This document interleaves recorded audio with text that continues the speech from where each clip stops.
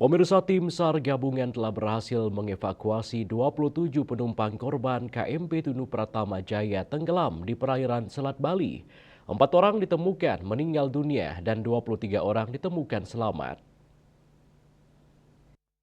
Humas Polda Bali Kombes Pol Arya Sandi menerangkan terkait tenggelamnya KPM Tunu Pratama Jaya di perairan selat antara Pelabuhan Ketapang Banyuwangi dengan Pelabuhan Gilimanuk. Kejadian 2 Juli 2025 sekitar pukul 23.15 WIB dan Kamis 3 Juli pukul 00.15 WITA diterima informasi dari Piket Syah Bandar bahwa terjadi kapal tenggelam di perairan Ketapang Banyuwangi, Jawa Timur dengan posisi titik koordinat min 08 derajat 09371, 114 derajat 25 1569. Kapal yang tenggelam Tunu Pratama Jaya dengan nakoda Agus Slamet pada saat melakukan pelayaran dari pelabuhan Ketapang menuju pelabuhan LCM Gilimanuk dengan membawa penumpang 66 orang, 53 penumpang dan 13 ABK dan membawa muatan kapal sepeda motor 1 unit, mobil pribadi 4 unit, pick up 3 unit, truk sedang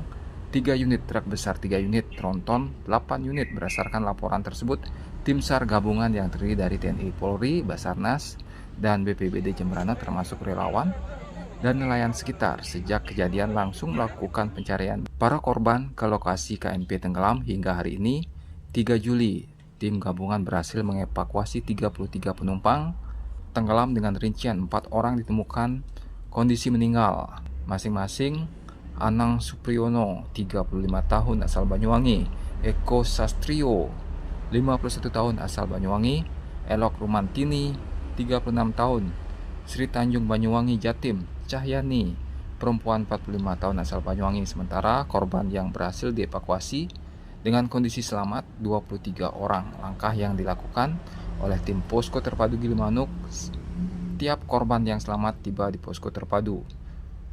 Tim Dokpol langsung melakukan pengecekan kesehatan. Selanjutnya didata oleh tim pendataan korban dari ASDP Gilimanuk. Saat ini pendataan korban KMP Tunu Pratama Jaya masih terus berlangsung di ruang VIP ASDP Gilimanuk untuk memastikan perkembangan jumlah maupun kondisi korban. Pencarian korban oleh tim gabungan sampai saat ini masih terus berlangsung menggunakan kapal laut maupun menyisir perairan di sepanjang pantai Gilimanuk.